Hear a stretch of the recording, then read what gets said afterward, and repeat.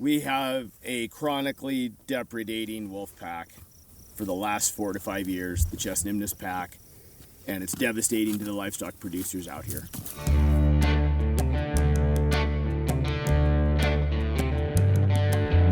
Welcome back to The Working Wild You, a show where we explore what it means to share the working landscape with people and wildlife, from the crossroads of culture and science. I'm Alex Few.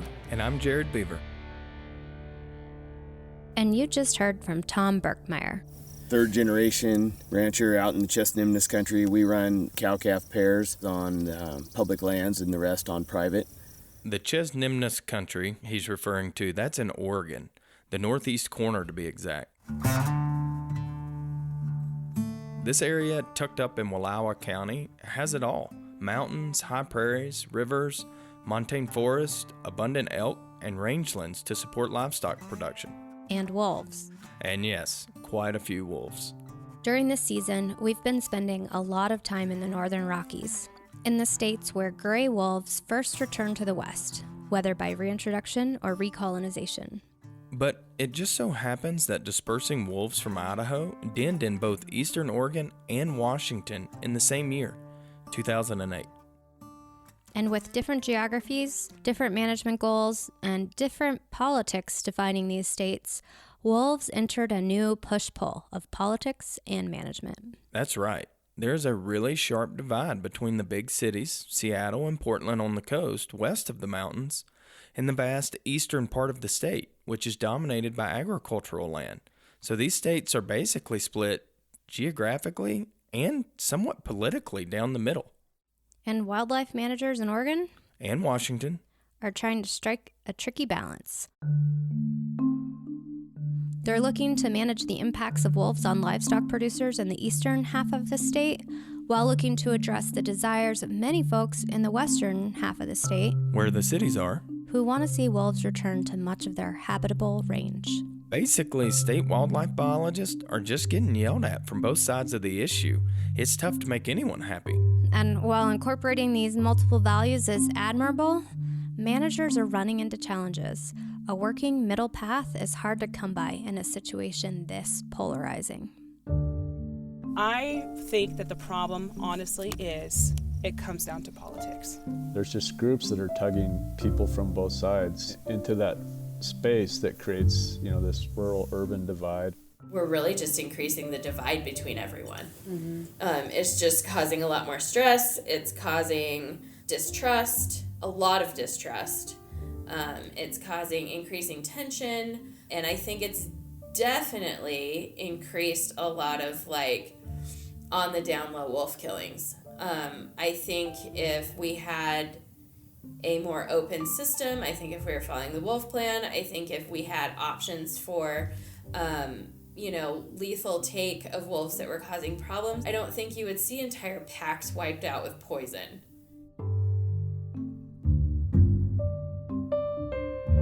As you can hear, the situation in these states has become quite tense recently. 8 wolves were poisoned in Oregon in December of 2021, a symptom of declining tolerance towards their presence in some parts of the state.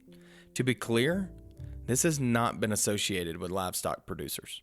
Also, there's currently an $11,500 reward for information leading to the identification of the person responsible for shooting and killing an alpha female in the Lookout Mountain Pack on October 2nd, 2022. And today, we're going to talk about what it looks like to manage and live with wolves within states experiencing the push-pull of a real urban-rural divide. And after the break, we'll be taking you to Wallowa County, where Tom and his wife Kelly have been giving it their all to find ways to live with wolves that have been causing them a whole bunch of trouble.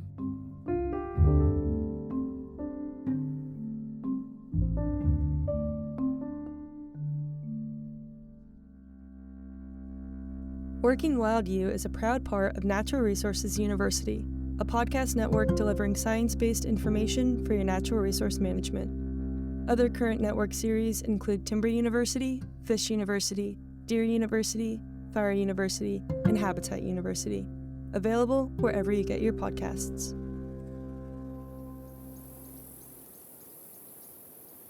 In the summer of 2022, I visited Wallowa County to meet with ranchers at Ground Zero for Oregon's wolf livestock conflicts. Right now we're on national forest land. Almost everything that we're looking at to the south of us, between here and the Wallowas, is all private land. I met up with a ranch family in the thick of it, Tom and Kelly Berkmeyer and their 2 boys, to hear how things were going. This is a common area that the wolves travel through. We've had depredations 2 miles in about every direction from this spot. The den of the chestnut pack is about 5 miles from us right now. We have nearly 100% calf crop during calving. We're going to have some loss, but we usually get enough twins to make up for the loss. So we turned out 100% out here this year, and I'm already down 5.5%, Yeah. So anywhere from 0 to 1% is our normal loss out here. And because Tom takes so much pride in his animal husbandry, he is confident that he can attribute this loss to wolf depredation. And I don't know of a single loss that we have had in the history of our ranch to a bear or a cougar out here. But he is really taking these challenges head on at significant personal cost. I just don't believe in throwing my hands in the air and saying it's the cost of doing business in wolf country. I really struggle to accept that, and so I'm out here as much as I possibly can be. Sleeping with the cows if need be, like this year has been horrendous. This is a man that refused to give up. This is his livelihood that he takes great pride in. The desperation in his voice, that's because he feels like he has tried everything. He's plumb worn out. I just wasn't going to give in to him. I've got nearly 600 hours out here with the cows at night in my pickup. These were hours when I was, awake and walking around, using AM, FM radios, placing them, critter getters, fox lights. This takes a lot of time away from all the other things that make a livestock operation profitable, not to mention time with your family or simply time to sleep. I'm not getting my fences done. I'm not seeing my family. I'm not getting irrigating done. I generally am working 60, 70 hours a week. Kelly and I both are on this ranch. And it's just been devastating this year, trying to get everything done and manage our ranch and the family. Tom has gone all in to try to do whatever is in his power to reduce conflicts, whether that be staying up all night or advocating for the needs of his community. With this whole wolf situation, a lot of these other ranchers are watching Tom and watching ODF&W and watching what happens. That's Tom's wife, Kelly, talking about Oregon Department of Fish and Wildlife, or ODFW.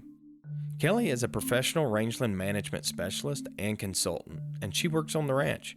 She's an expert in her own right. And they know his work ethic. They know how he is with his cattle. They know how his cattle are. And they all feel that if Tom can't get this done, if Tom can't work with this agency, then who are we? On top of this, like most things wolf-related, there's been increasing tension due to the perceived lack of responsiveness to chronic depredations as outlined by ODFW's wolf plan.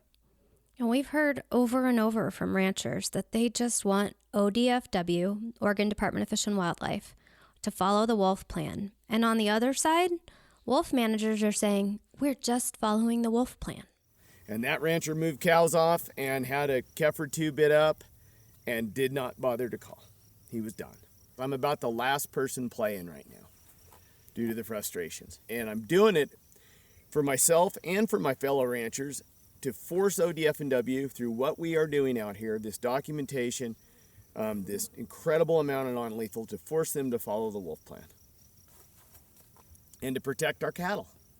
After several depredations and a whole lot of lost sleep, the Berkmeyers felt like the next logical step was for ODFW to use another tool in the toolbox. They had reached the point defined in the Oregon Wolf Management Plan as chronic depredation, where lethal management comes an option, and that's after a minimum of 2 depredations in a 9-month period.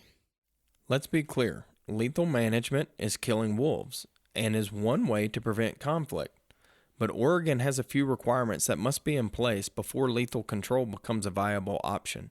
Namely, that non-lethal conflict prevention tools are in place and that their use is well documented. These requirements by the Oregon Wolf Plan leave a lot open to interpretation.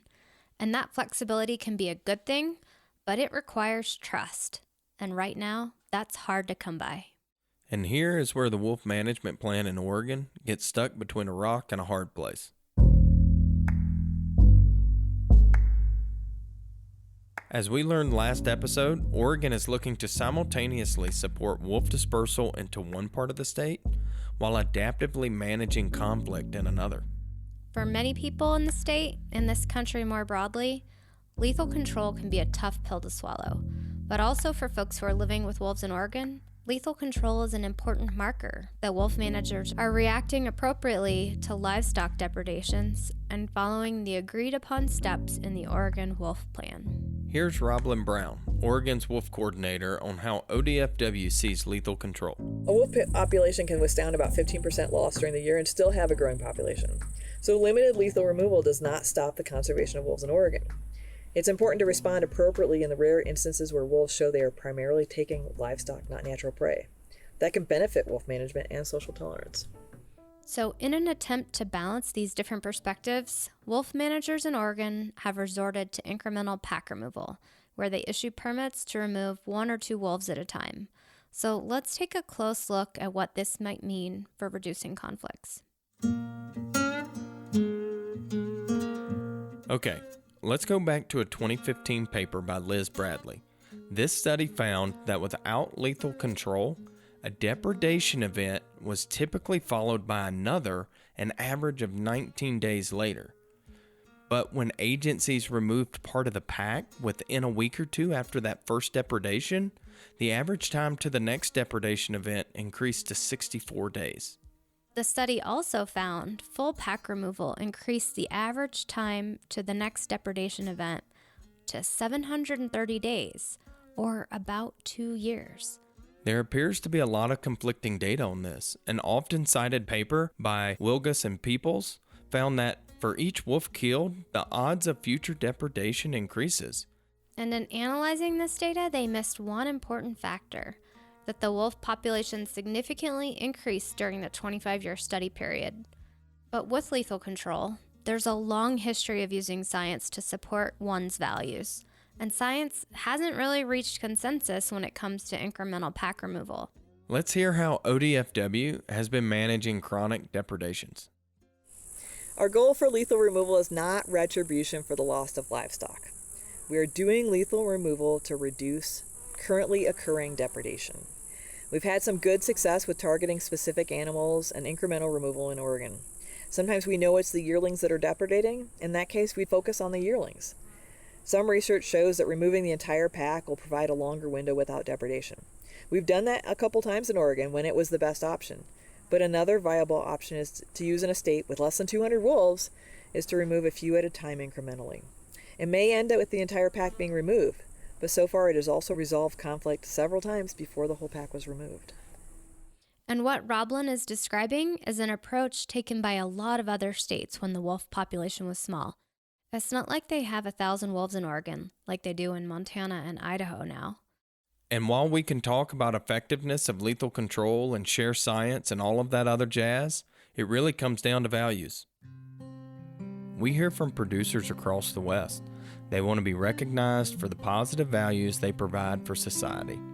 Contributions that aren't so easy to appreciate when you live in an urban area. Let's hear from Kelly Birkmeyer. I think the biggest issue, honestly, in that regard is that a lot of urban folks have a misconception of what's happening out in these rural areas. It's not like we're exterminating the entire wolf population. If anything, we're just trying to control what's become a problem. And they don't understand that that could mean a ranch making it or breaking it. And then they don't understand the repercussions of that ranch making it or breaking it. You know, for them it's like, oh, it's just a ranch, right, but it's also what keeps this small community alive and active. And if you wipe out this community, there's other ranchers that are going to go. Some folks may never see lethal control as a viable conflict reduction technique, and some folks may see it as the only viable conflict reduction technique, and neither are necessarily true. It's important to remember that wolves are resilient, and lethal control can be an incredibly important tool in wolf management. And the same goes for range riding or fladry or any other conflict prevention tool. All of these actions represent a spectrum of wolf management that professional wildlife biologists and livestock producers need to be able to access depending on the circumstance on any given operation. And these operations are living systems that are constantly changing. In order to make space for wolves on working lands, we need folks who care for working in wild places to remain economically viable. So if we're thinking about building bridges between the rural and urban divide, we've heard loud and clear. Livestock producers want appropriate, science-informed use of lethal control to help reduce conflict. And bridging the gap is important here.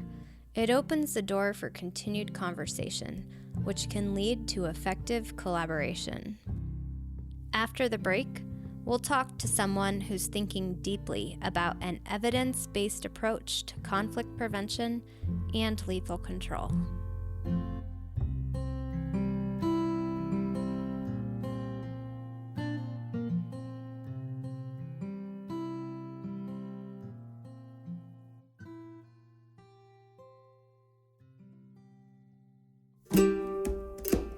Hey, Working Wild, you listeners. We think you'll like another show from the Western Landowners Alliance, the On Land Podcast, a show that features thoughtful conversations with people who are living and working on the land and shaping the future of stewardship in the American West. The On Land Podcast is the audio companion of On Land, the magazine of the Western Landowners Alliance. Check it out at onland.westernlandowners.org and listen wherever you get your podcasts. Welcome back. Just over the border, you'll find a lot of parallels in Washington state. In the northeast corner of the state, livestock producers have been living with wolves for about 14 years. The wolf populations up in the areas around Colville are considered recovered, but like Oregon, wolf managers are looking to use this area as a source population to support dispersal into other portions of the state. It's the wolf recovery plan. It calls for that dispersion of wolves into all three recovery zones. That's Jay Shepard. He's a biologist and wolf program lead with Conservation Northwest. And you can guess that makes people mad. You know, in a way, they're living with wolves that are called endangered, but they are well recovered, and they have been here for years. Jay helps run a program called the Northeast Washington Wolf Cattle Collaborative that coordinates the placement of about 20 range riders with livestock producers. These range riders work to help reduce conflicts and monitor livestock in areas that wolves frequent. And much of the funding for this program comes through the Washington Department of Fish and Wildlife. It's amazing the people we have as a group, the dedication levels, and the lack of wanting to be involved politically or to talk about it in a political manner. You know, just their allegiance to helping the ranchers is amazing. And the rancher was the last say and who gets to ride their allotment. And we also meet a couple times a month. So every 2 weeks we sit down and they talk a lot because they really like each other. Clearly, there is some good collaboration and trust building going on in Washington. But similar to Oregon, there are also underlying tensions in how wolves are managed within the state. There's a lot of it, and there's just groups that are tugging people from both sides into that space that creates, you know, this rural-urban divide or this huge divide we have in the country. And kind of working in that middle ground is difficult right now. And one of those middle grounds that Jay is trying to find in Washington is a solution for better integrating conflict prevention, that's the non-lethal stuff, with lethal control. We need to understand, how does range riding work? Does it work? For starters, how much we can depend on it to work. You know, on the flip side, it's not really the flip side because I think they're connected.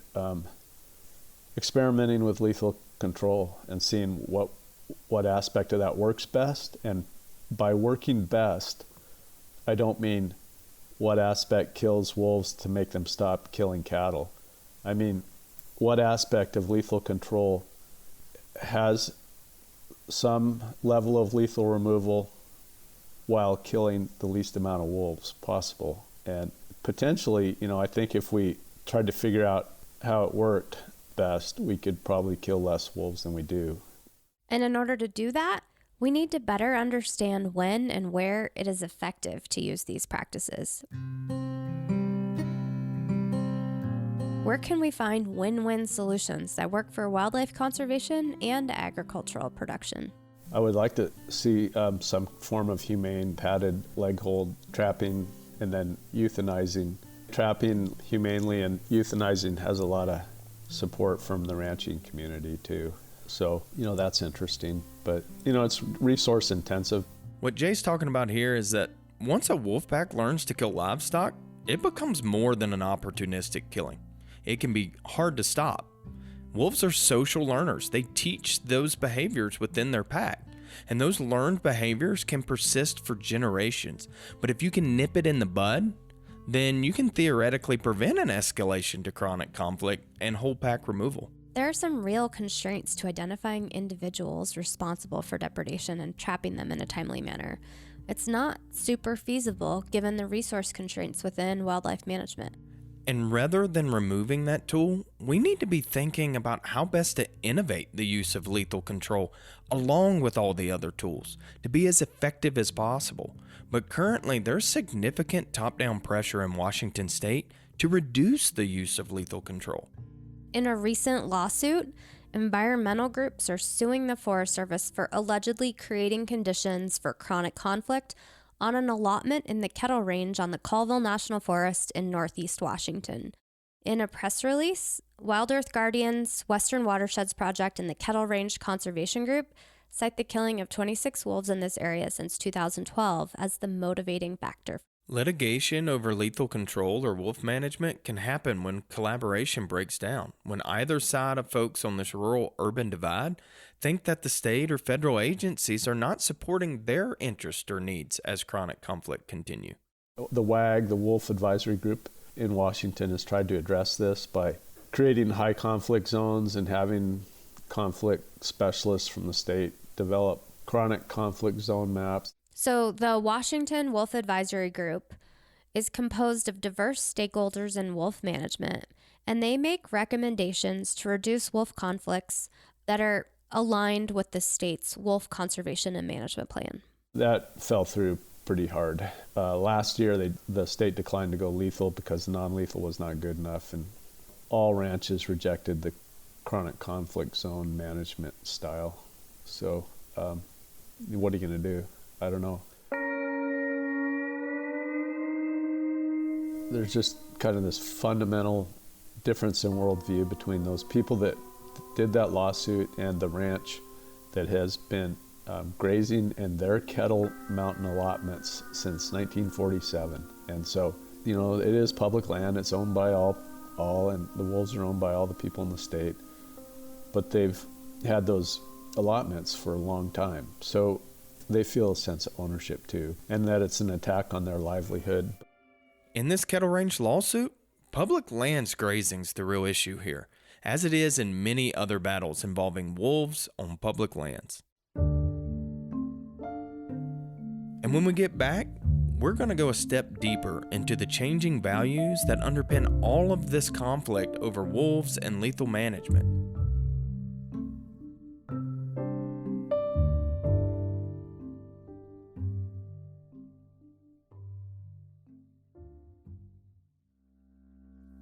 Hey listener, we really appreciate you listening to Working Wild U, and we have a small favor to ask. Please head over to our show notes and fill out the listener survey. We want to learn more about you and what impact this show is having. Your feedback will inform how we make the show in the future and help us obtain funding so we can continue this important work. Thank you. Now back to the show.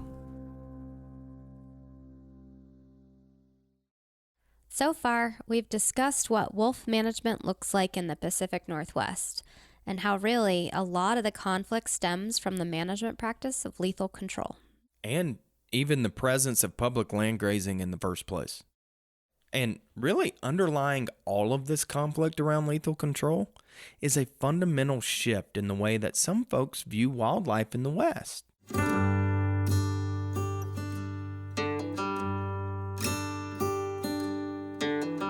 Starting in the 1990s, researchers began documenting this shift, which they paint as a move from traditional relationships with wildlife to mutualistic relationships.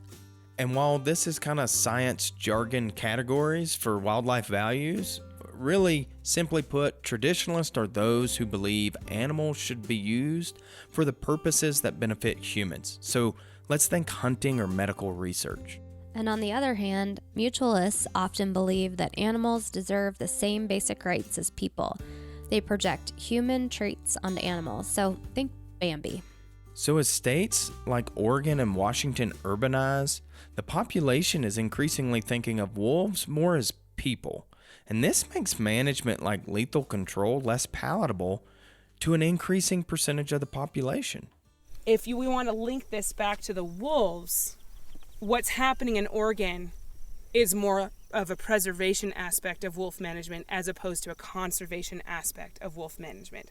And because we're working in fear and preserving, because we're afraid, we being the agency folks, of getting litigated against, they're not managing the wolf population. What Kelly's getting at is that this wildlife value shift towards this mutualist view is putting increasing pressure on management agencies to forgo lethal management. And really, this comes at the expense of relationships. Relationships between producers and wildlife agencies, and chronic conflicts where people are earning a living alongside wolves. I think that most wolf advocates and ranchers have more in common than different. Both are concerned about the health of the land because it takes healthy habitat to support wildlife and livestock. Livestock producers are by definition caregivers, strong positive feelings about the land they steward and the wildlife they see every day. There is room for common ground here, accepting that wolves and livestock have a place on the landscape. And we need to move forward with the knowledge that many ranching communities are doing their best to reduce conflicts in the first place.